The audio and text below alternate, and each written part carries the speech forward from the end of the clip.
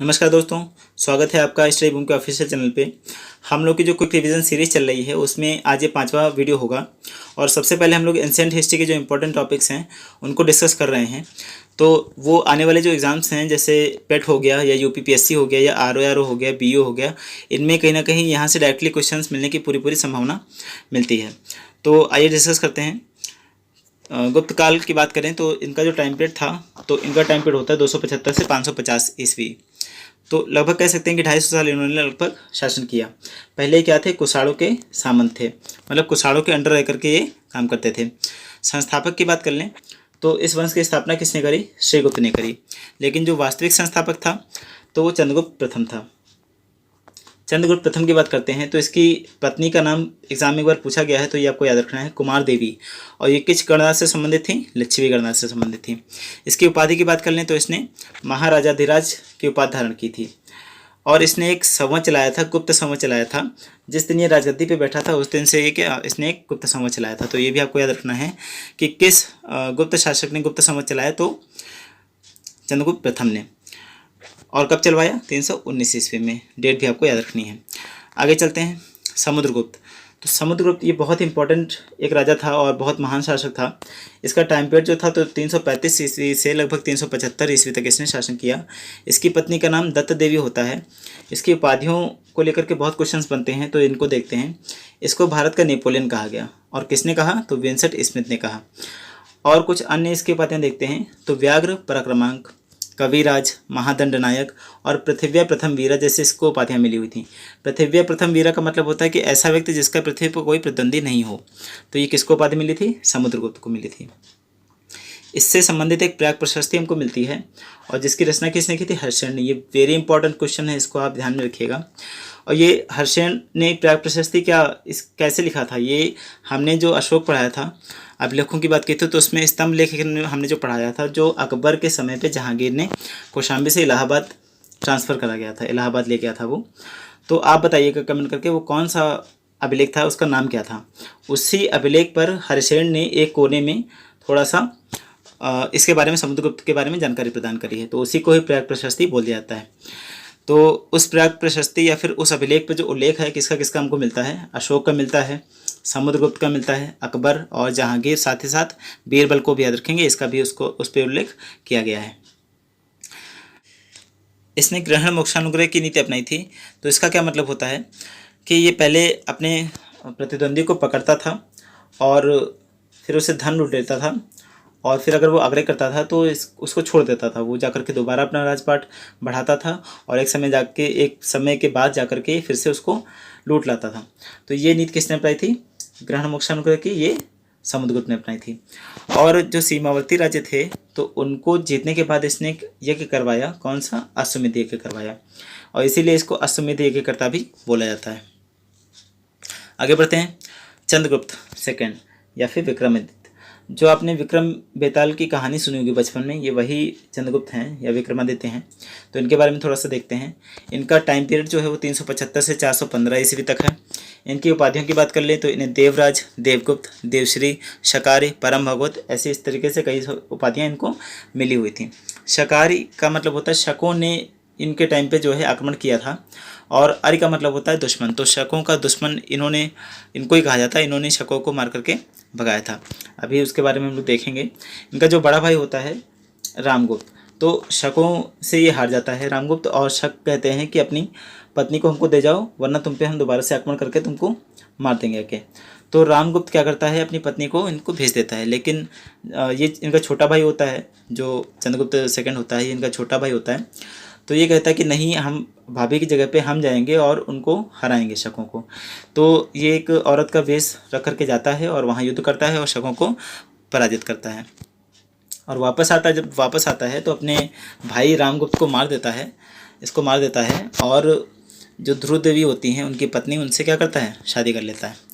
तो ये आपको याद रखना है। इसने वैवाहिक संबंध द्वारा राज्य विस्तार की नीति अपनाई थी। इसका मतलब क्या होता है कि इसने कहीं से शादी कर ली, कहीं से अपनी बेटी की शादी करा दी और कहीं से अपनी बेटी की शादी करा दी। तो जो बेटी या बेटे या खुद से संबंधित जो राज्य होंगे वो क्या होंगे? वो इस पर आक्रमण नहीं करेंगे। तो इसी क्रम में इसने सबसे पहले क्या किया? नागवंश की जो राजकुमारी थी कुबेर नागा, उससे स्वयं शादी कर ली इसने। और अपनी पुत्री जो प्रभावती गुप्ता होती है, इसका विवाह किससे करता है? वाकाटक नरेश रुद्रसेन से, रुद्रसेन सेकंड से। तो ये आपको याद रखना है। और अपने पुत्र, जो इसका पुत्र होता है कुमारगुप्त फर्स्ट, इसका विवाह किससे कराता है? कदम्ब राजवंश के शासक होते हैं काकुत्य वर्मन, उनकी पुत्री होती है, उन्हीं से क्या करता है? विवाह करवा देता है। आगे चलते हैं, नवरत्न की बात करते हैं। तो इतिहास में हमको दो राजाओं के समकालीन या फिर उनके राज्य में नवरत्न देखने को मिलते हैं। एक तो चंद्रगुप्त सेकंड और दूसरा आगे हम लोग देखेंगे अकबर। तो इसके नवरत्नों की बात कर लें तो इसमें कौन कौन शामिल थे? कालिदास, ये क्या थे? एक महाकवि थे। और धन्वंतरी, ये क्या थे? चिकित्सक थे। छपड़क, ज्योतिष शास्त्र के ज्ञानी थे ये। अमर सिंह, व्याकरण के ज्ञानी थे। शंकु, ये वास्तुकला से संबंधित थे। बेताल, ये जादू टोना इसको आता था। हरिशेन, ये एक कवि थे। वारामिहिर, ये खगोल विज्ञान से संबंधित थे। और वररुच, ये भी क्या थे? व्याकरण से संबंधित थे।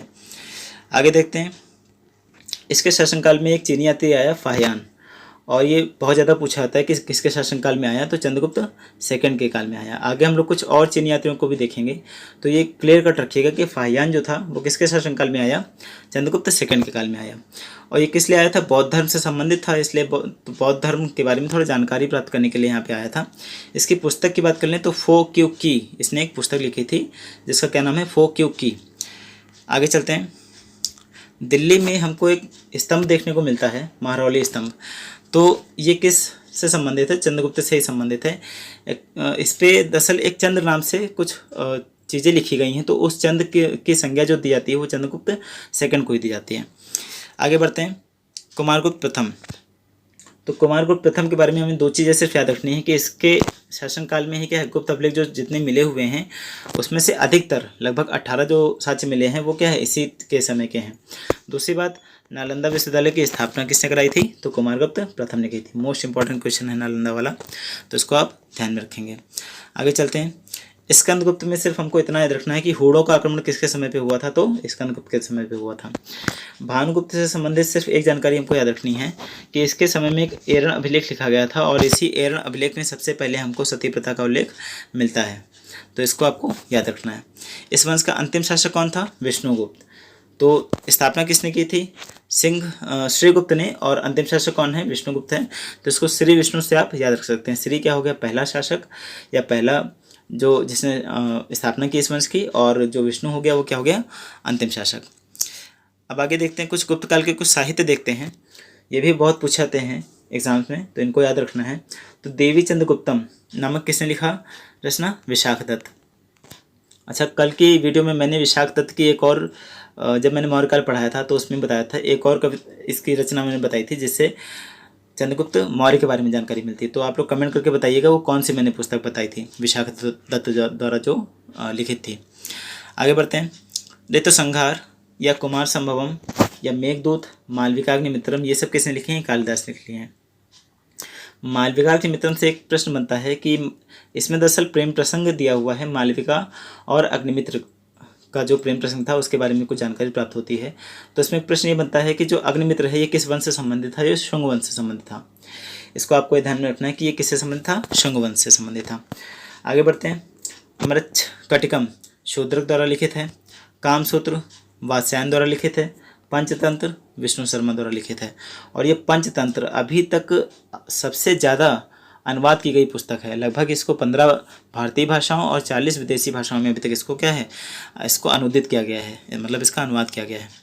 आगे बढ़ते हैं, कुछ गुप्तकालीन मंदिर भी हम लोग देखते हैं। तो सबसे पहले हम भीतरी गांव मंदिर देखते हैं, जो कहाँ है? कानपुर में है। और इसकी क्या खासियत है कि ईंटों से निर्मित है। अगर हम लोग पुराने मंदिरों को देखें तो वो आलिशान होते थे, पत्थरों के बने हुए होते थे, लेकिन ये एक ऐसा मंदिर है जो किससे निर्मित है? ईंटों से निर्मित है। और कहाँ स्थित है? कानपुर में स्थित है। आगे देखते हैं, भूमरा का शिव मंदिर कहाँ स्थित है? सतना में, जो कि एमपी में पड़ता है। तिगवा मंदिर ये भी कहाँ स्थित है? जबलपुर में, जो कि एमपी में पड़ता है। Last but not the least, सबसे इम्पॉर्टेंट जो है वो है देवगढ़ दशावतार मंदिर। और ये ऐसा पहला मंदिर है जो हमको क्या है? शिखर युक्त कहीं ना कहीं मिलता है। तो शिखर युक्त मंदिर का प्रथम साक्ष्य जो मिलता है वो कौन सा है? देवगढ़ दशावतार मंदिर। और ये कहाँ स्थित है? ललितपुर में स्थित है। तो इसको आपको जरूर याद रखना है।